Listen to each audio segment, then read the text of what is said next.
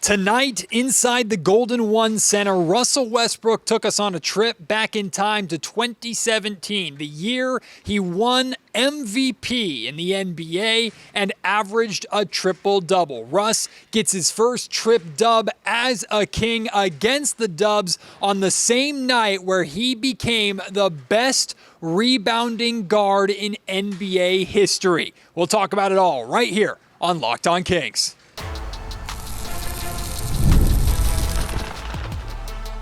You are Locked On Kings, your daily Sacramento Kings podcast, part of the Locked On Podcast Network, your team every day. And now, ladies and gentlemen, it is that time for another episode of Locked On Kings. Hello and welcome into Locked On Kings, your podcast hub for Sacramento Kings coverage all season long. Today's episode is brought to you by FanDuel. Right now, new customers can bet just $5. And if your bet wins, you'll get $300 in bonus bets to use across the app. Head to FanDuel.com to get started. My name is Matt George. I have the privilege of being your host here. I'm a Sacramento sports anchor and reporter for ABC 10 News. The Kings begin their 5-game homestand with a victory, albeit in a game against the Golden State Warriors where neither of these teams were even remotely close to full strength. No Domantas Sabonis and no Zach LaVine, in addition, of course, to no Keegan Murray tonight for the Kings.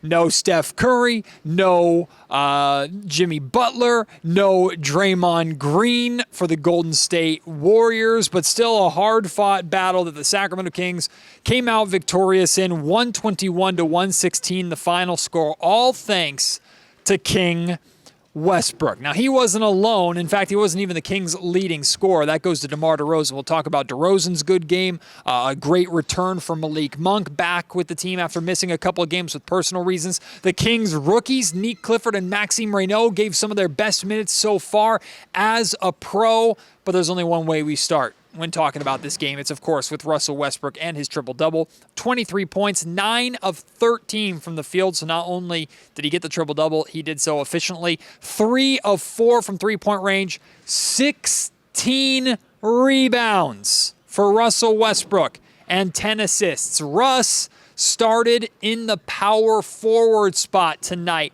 for the Kings. Dennis Schroeder playing and holding down the point guard spot. Then you had DeMar DeRozan and Nick Clifford sharing the 2/3 responsibilities. Drew Eubanks rounded out the starting five as the starting center, even though Precious Achiuwa made his Kings debut tonight, only played a handful of minutes, had some good moments, didn't get the opportunity to start like maybe we expected when we heard Domantas Sabonis was not going to be playing earlier this afternoon. But Russell Westbrook in so many ways put the Kings on his back energy-wise. And, I mean, there's so much good that he did offensively, so much that jumps off a stat sheet when you're looking at a box score, right? But there were two moments in particular where I thought this is like the Russell Westbrook impact that the Sacramento Kings brought Russ to Sacramento for.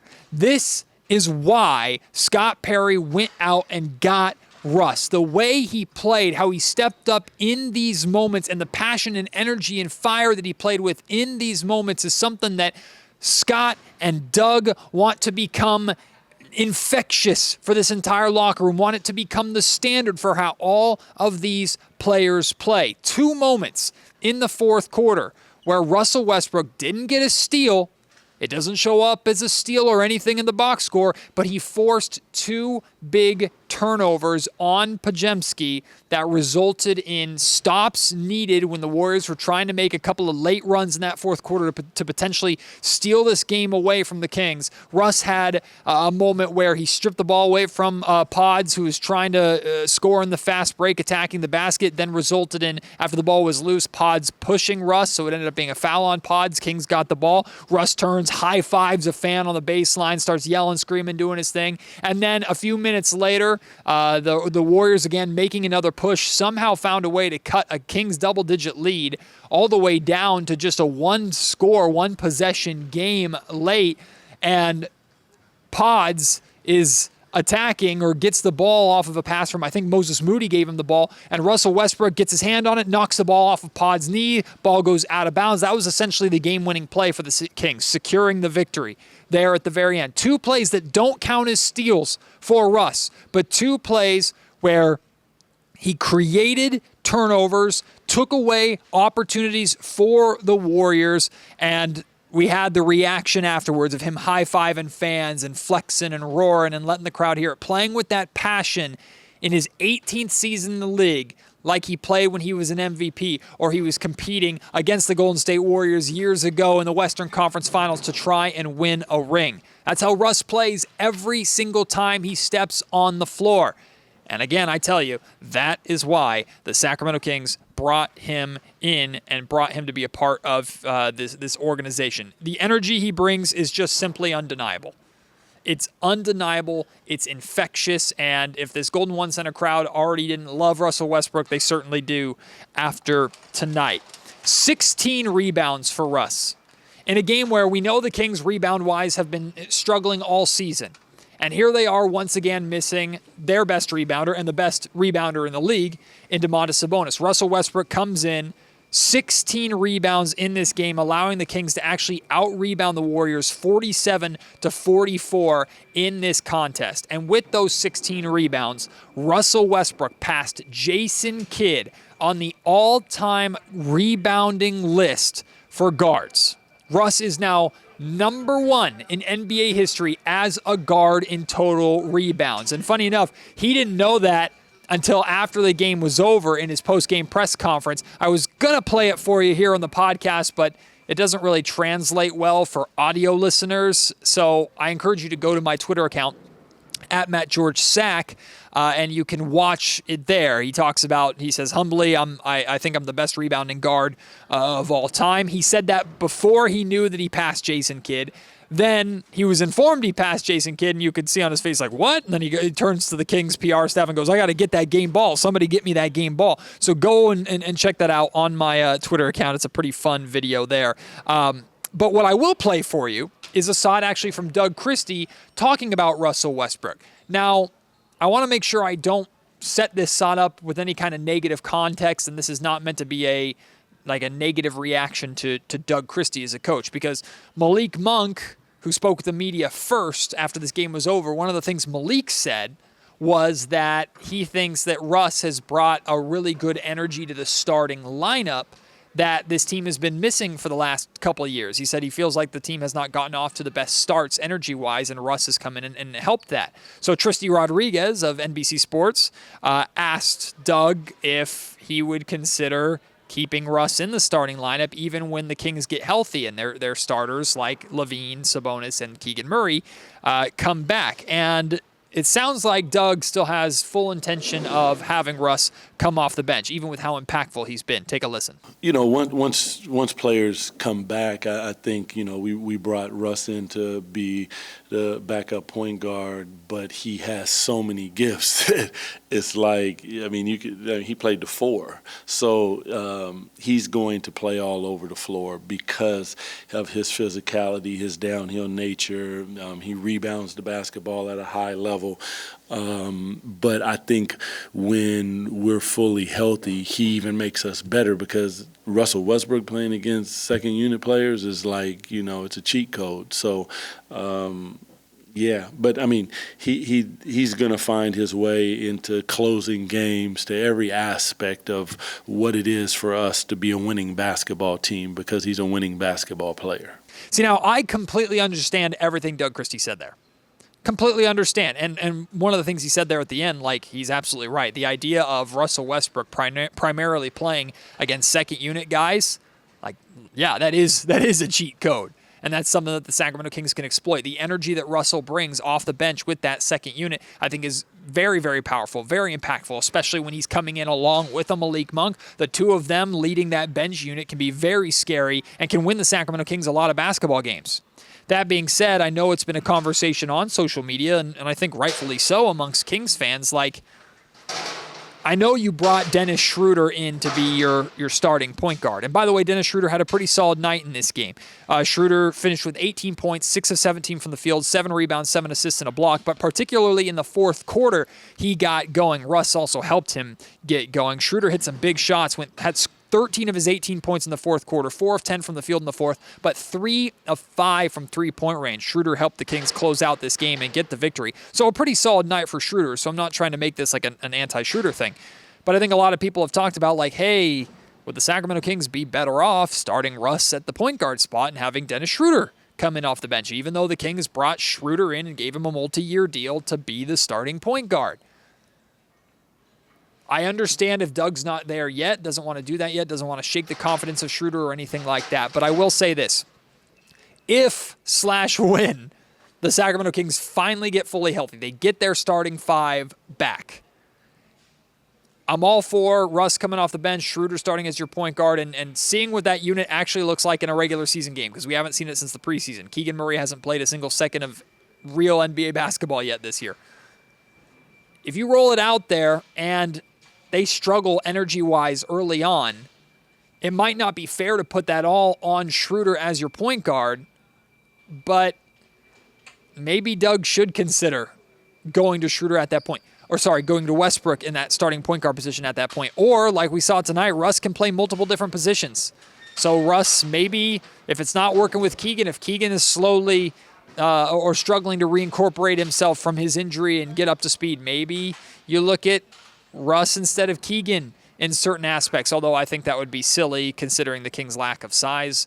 And I don't know if you're going to get Russ in there in place of DeMar DeRozan or Zach LaVine anytime soon. So it really feels like, hey, if the starting unit is struggling and Russ brings that energy to the starting unit, maybe Schroeder should take a back seat. We're not there yet. We're not anywhere close to it. We'll have that conversation. We'll cross that bridge when it comes to it. But I just think it's something to monitor and something to keep an eye on. Want to talk about the offensive games that DeMar DeRozan and Malik Monk had because they needed it with Zach LaVine and Domantas Sabonis being out. The defense for the Sacramento Kings and the adjustments that they made on Jonathan Kuminga were really, really sharp. We'll talk about that too. Plus the rookies, Maxime Reynaud and Nick Clifford stepped up in a major way tonight. That's all still coming here on Locked On Kings.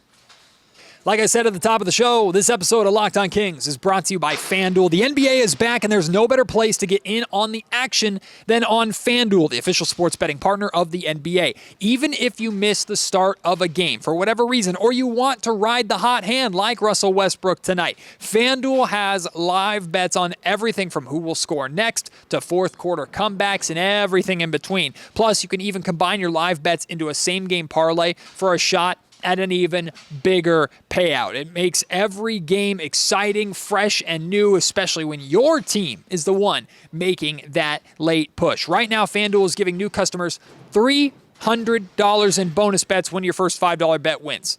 So take $5, put it on the easiest bet that you could possibly find.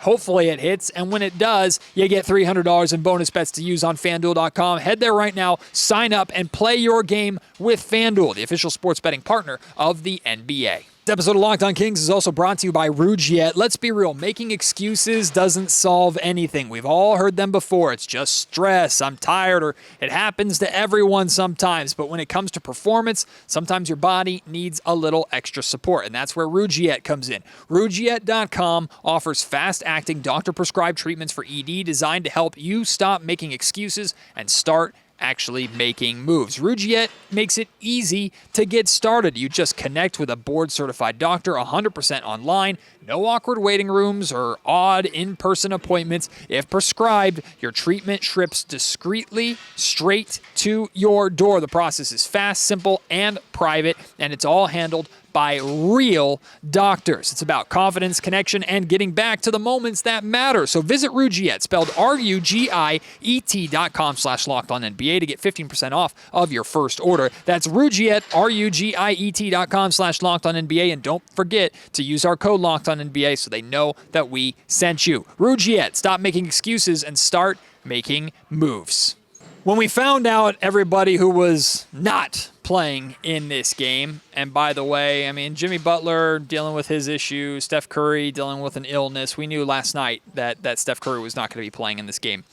But when we saw that Draymond Green was not playing, I'm not, maybe Draymond's going through something, I don't know, but it just seems like whenever Steph Curry is out, suddenly Draymond Green is not available to play either.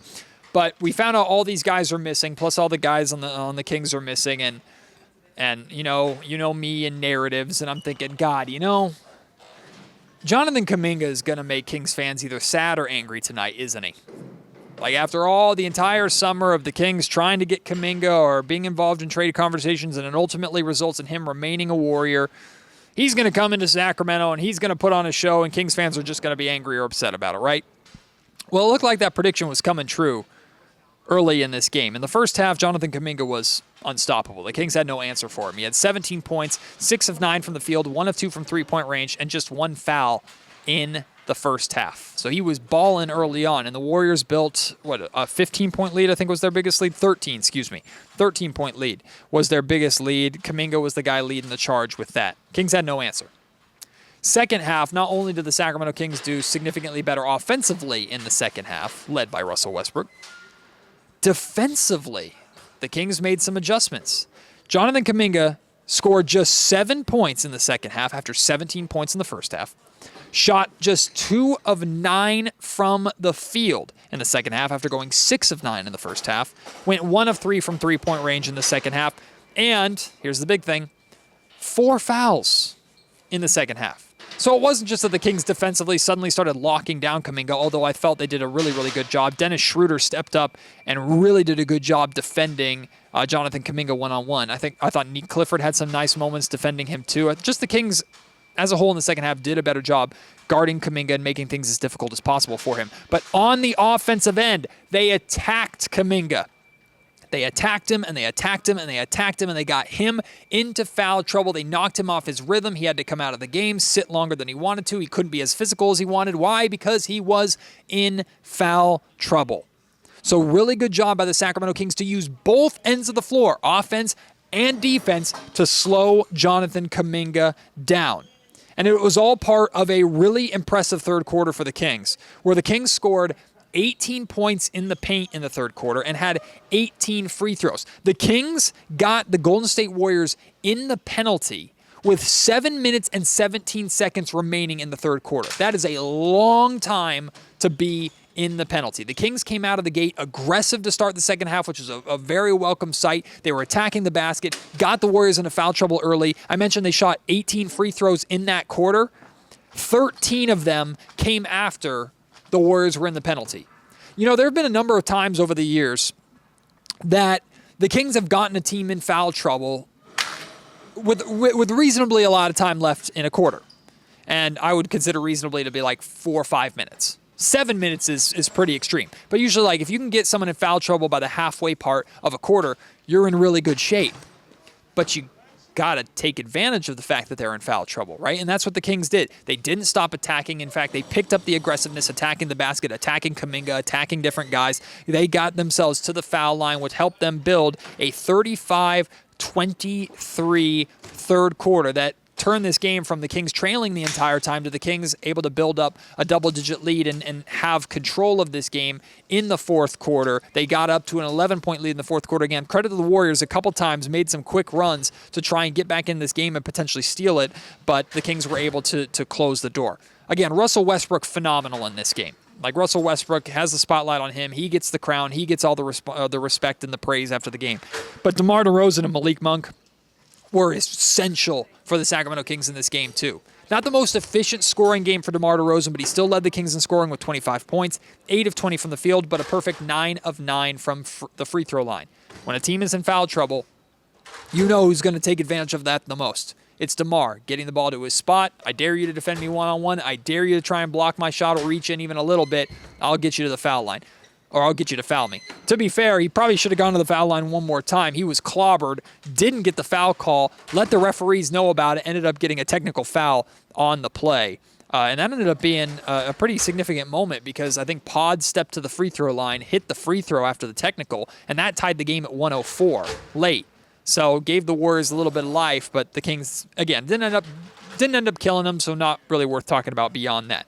But Really solid game for DeRozan. Then Malik Monk back. He missed the last 2 games because of personal reasons. He returns, and the Kings need him to score. He provides 21 points, 6 of 12 from the field, 2 of 5 from three-point range. Also went 7 of 8 from the free throw line.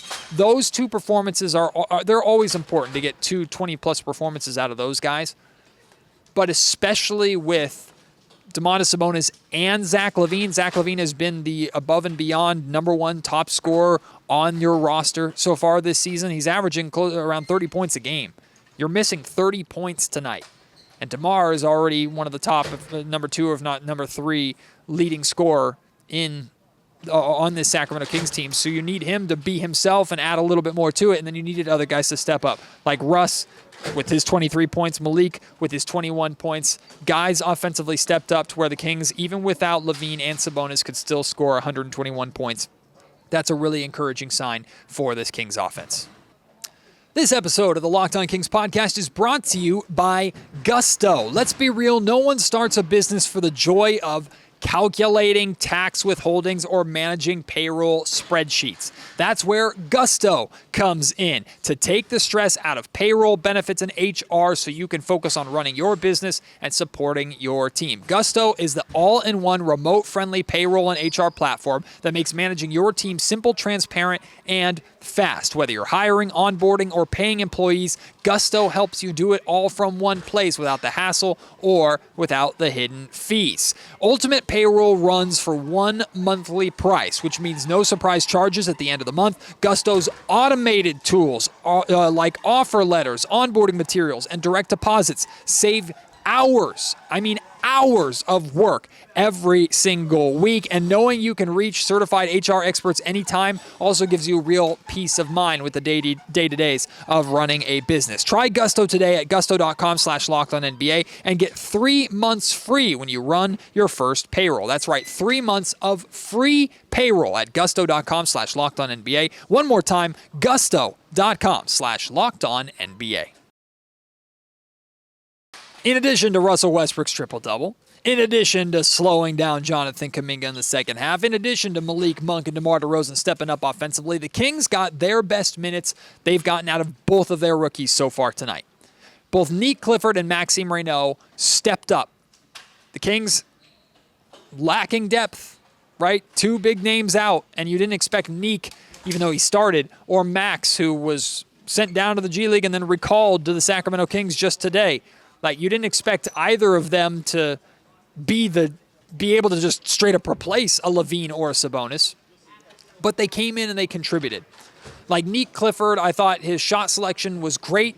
It was fearless. He was taking good shots. He was solid on the defensive end. Nick, 12 points, 4 of 8 shooting from the field, 3 of 6 from three-point range. He had a really nice step-back 3 that he hit from the angle in the first half. It was a thing of beauty. Also had 3 rebounds, 3 assists, and a steal. And then Maxime Reynaud. I was so proud of Maxime Reynaud in this game. The way Max played, this is the first time. I know the Warriors don't have big bruiser centers like some of the other teams in the NBA do. So this is a good matchup for Doug to throw Max out there and say, hey, here's some NBA minutes, some important NBA minutes. You're taking on still a championship caliber program, even if they're missing 3 of their top guys. This is still an important game. These are still NBA caliber players. And Max, to this point, has not really looked comfortable and ready yet for the NBA. But tonight, he gave the Sacramento Kings 15 really solid NBA minutes. 6 points, 4 of 4 from the free throw line, 3 rebounds, a steal, and a block. Maxime Reynaud, he looked like an NBA player tonight. He stepped up in a major way when the Kings needed those backup minutes with Drew Eubanks in that starting spot, and they experimented with Precious Achiuwa a little bit. And by the way, Precious played 9 minutes off of the bench in this game. Went 2 of 2, 4 points, 3 rebounds, had a blocked shot. So Precious did some good things, but he's still getting acclimated here in Sacramento. Just joined the team yesterday. Max has at least been with the team through the training camp. He got the opportunity in this game, and he did not waste it. After the game, I asked Doug Christie about his thoughts on the performance of his 2 rookies. Shorthanded, both Nick and Max giving you some of the best minutes they've given so far as rookies. What'd you make of their performances? Nick, just, man, He's a talent, man. His aggressiveness. He's not scared. He's gonna come in the game, and he's starting against a team that's multiple-time world champions, and he just goes out there and he's about his business. I always tell him to let the defense lead your game. But he has so many different components that allows him to contribute to the game. And then Max, big block, rebounds, and those are the things that, we've talked to him about, like for you to contribute at this level. One of the things is you got to be physical. You got to go get the ball and make sure when it's coming off that board that you put two hands on it and you're fighting for it. And I have the utmost respect that the kid played. He played really hard tonight, and I was really, really pleased with his effort. So a great start to this homestand for the Kings, and now they turn their attention to the Oklahoma City Thunder on Friday. I'm sure you can hear all the clanging and banging. It's kind of hard to see there with the focus, but on the court behind me, you might notice that they're tearing out the court that the Kings played on tonight. That's because they're going to be setting up the brand new Kings NBA Cup court for Friday's game when the Kings welcome in the Oklahoma City Thunder. Kings played the Thunder really, really tough on the road trip, weren't able to beat them in OKC. So hopefully they can start the NBA Cup off with a victory and against the best team in their group for sure. They're defending champions, of course. But on top of that, it might be a little bit more rough than usual. Why? Because, the Thunder lost their first game tonight. And they lost it in Portland against a suspect Portland Trailblazers team. I don't think OKC is going to be in a very good mood coming into the Golden One Center on Friday. Hopefully the Sacramento Kings will be a lot healthier, meaning Sabonis and Levine play on Friday. I think the Kings are going to need them in that game against OKC. But regardless, NBA Cup game, defending champs coming to town, should be an exciting evening. So I look forward to that. And then after that, the homestand doesn't get any easier, but I like how this team is playing right now. I'm encouraged by how this team is playing. I'm not so all of a sudden complete 180 to the doom and gloom of a couple episodes ago or anything like that. But I like how this team is playing. They seem to be getting more comfortable together. Hopefully they can continue to build upon that momentum. Want to hear from you. Your thoughts on this game, your thoughts on Russell Westbrook's big night. Send it to me at MattGeorgeSack on Twitter. Email me, mattgeorgesports@gmail.com, or leave your thoughts in the YouTube comment section down below. Appreciate your support as always. Can't wait to have you join me on the next episode of the Locked On Kings podcast. Until then, my name is Matt George. You've been listening to Locked On Kings, part of the Locked On Podcast Network.